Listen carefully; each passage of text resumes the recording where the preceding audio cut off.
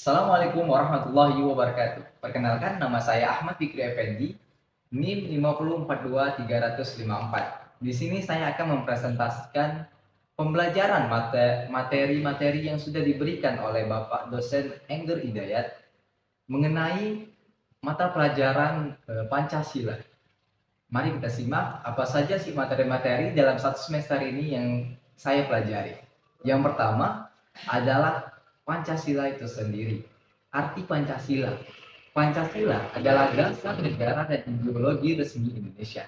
Kata Pancasila berasal dari bahasa Sanskerta yang berarti 5 prinsip atau 5 dasar. Prinsip-prinsip Pancasila menjadi pedoman dalam pembentukan kebijakan negara, hukum, dan nilai-nilai yang menjunjung tinggi dalam kehidupan bermasyarakat, berbangsa, dan bernegara di Indonesia. Apa saja 5 prinsip tersebut?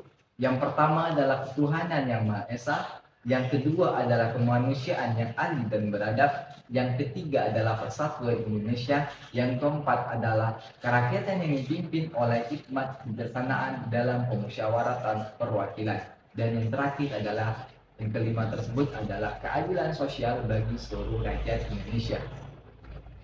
Nah, mengenai arti lambang-lambang dari sila pertama hingga sila kelima. Yang pertama adalah sila ketuhanan yang Maha Esa. Itu adalah melambangkan sebuah bintang. Bunyi sila pertama tersebut adalah ketuhanan yang Maha Esa, yang berarti bintang menjadi simbol sila pertama ini menggambarkan sebuah cahaya seperti kerohanian yang berasal dari Tuhan kepada setiap manusia. Dan yang lambang kedua adalah silanya yang berbunyi kemanusiaan yang adil dan beradab. Dia adalah simbolnya rantai. Pada simbol sila kedua ini terdiri dari atas rantai yang berbentuk segi empat dan lingkaran yang saling berkaitan membentuk lingkaran keterkaitan ini memiliki makna bahwa bangsa Indonesia saling terikat erat, saling bahu-membahu, dan saling membutuhkan. Dan yang ketiga adalah arti lambang yang ketiga ini adalah bunyinya adalah persatuan Indonesia. Ya, lambangnya adalah pohon beringin, merupakan pohon besar yang bisa digunakan arti banyak sebagai tempat berteduh di bawahnya. Ya, karena pohon beringin bentuknya yang sangat besar, hal tersebut dikorelasikan sebagai negara Indonesia, di mana sebuah rakyat Indonesia dapat berteduh di bawah naungan negara Indonesia. Tak hanya itu saja, pohon beringin memiliki sulur dan akar yang menjalar ke segala arah. Hal ini dikorelasikan sebagai keragaman suku bangsa yang menyatu pada nama Indonesia kita ini. Dan arti lambang sila keempat yang berbunyi adalah kerakyatan yang dipimpin oleh hikmat kebijaksanaan dalam permusyawaratan perwakilan. Gambarnya maknanya adalah banteng. Kepala banteng ini memiliki filosofi sebagai hewan sosial yang suka berkumpul. Yang kita ketahui emang banteng itu emang berkelompok dan suka berkumpul. Seperti halnya musyawarah, di mana orang-orang berdiskusi untuk melahirkan suatu keputusan yang bersama. Baik, sila yang kelima adalah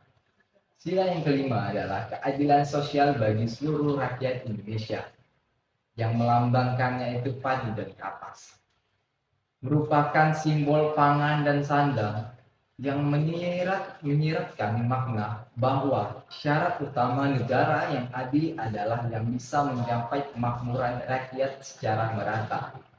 Baik, materi selanjutnya adalah tentang filosofi Pancasila.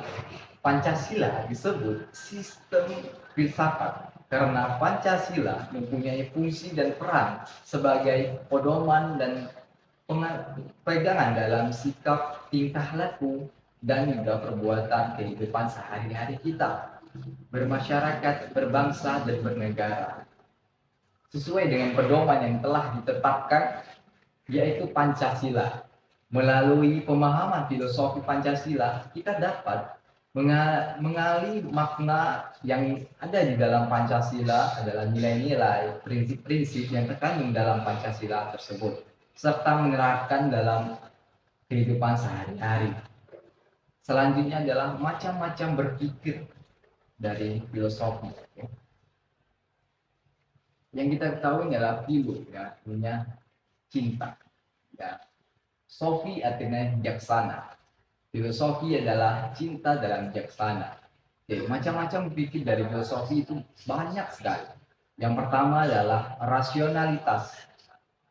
Rasionalitas adalah proses berpikir yang menggunakan logika dan penalaran untuk menghasilkan kesimpulan yang masuk akal dengan mempertimbangkan kebutuhan dan tujuan individu.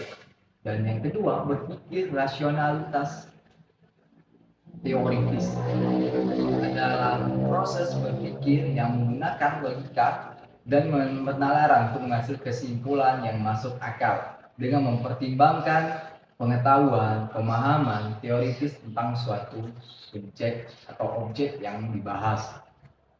Yang ketiga adalah berpikir rasionalitas substantif, adalah proses di mana berpikir yang menggunakan logika dan penalaran untuk menghasilkan kesimpulan yang masuk akal dengan mempertimbangkan fakta dan data yang ada.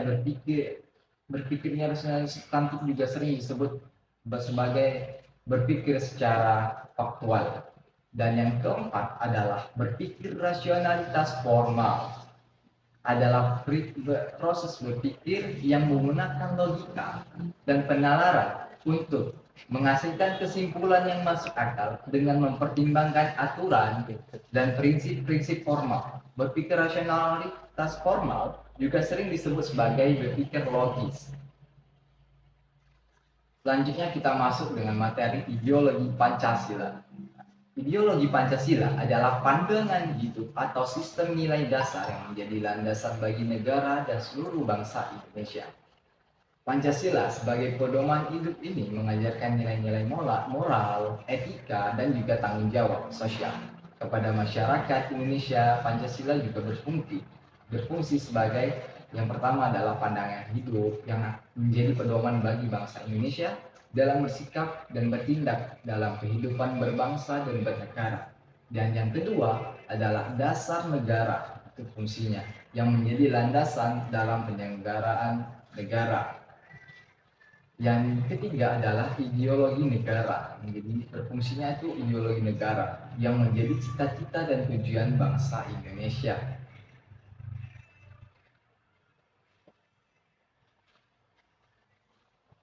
Baik. Ada berapa mungkin selanjutnya adalah contoh-contoh penerapan dalam kehidupan sehari-hari sikap untuk menunjukkan dari arti dari Pancasila sendiri. Yang pertama adalah sila pertama adalah ketuhanan yang Maha Esa, di mana kita bertoleransi, beragama, juga mengamalkan ajaran dan dalam kehidupan sehari-hari, membantu sesama dalam kesulitan, berdoa dan bersyukur setiap hari. Sikap ini mencerminkan rasa syukur, kesadaran akan kebenaran Tuhan yang Maha Esa. Dengan berdoa bersyukur, kita mengakui keterbatasan diri dan meminta petunjuk dalam menjalani kehidupan. Dan yang kedua adalah kemanusiaan yang adil dan beradab. Itu adalah sila kedua.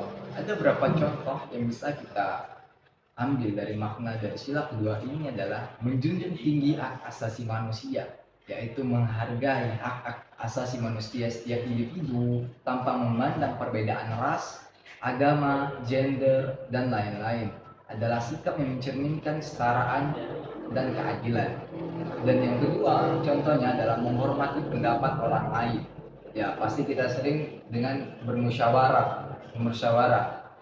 Ini termasuk dari makna dari sila kedua juga, menghormati pendapat orang lain.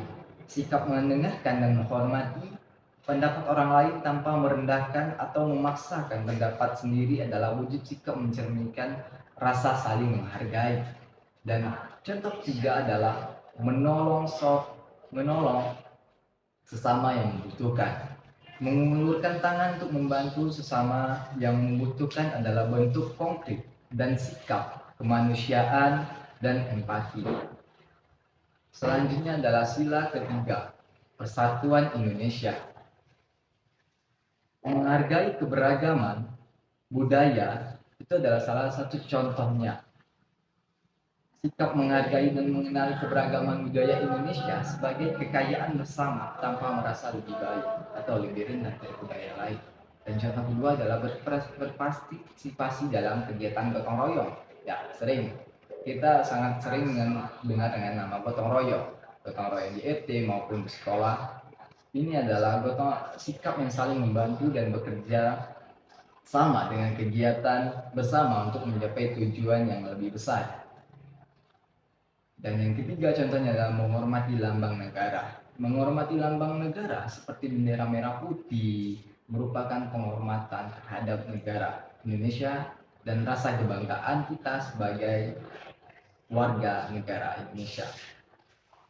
Dan yang selanjutnya adalah sila keempat. Contohnya adalah aktif berpartisipasi dalam bermusyawarah. Itu adalah sikap dari makna dari sila keempat ini. Sikap aktif musyawarah dan memberikan pendapat konstruktif untuk mencapai keputusan bersama yang lebih baik. Dan yang kedua adalah menghargai dan mendukung demokrasi, menghargai sistem demokrasi, proses pemilihan serta menghormati dan menghormati pemilihan. Dan yang kelima adalah sila terakhir, keadilan sosial bagi seluruh rakyat Indonesia. Yang contohnya adalah mengutamakan keadilan dan kesetaraan yang memegang prinsip bahwa orang tanpa memandang latar belakang sosial, ekonomi, budaya memiliki hak yang sama untuk merasakan manfaat dan program dari kebijakan pemerintah.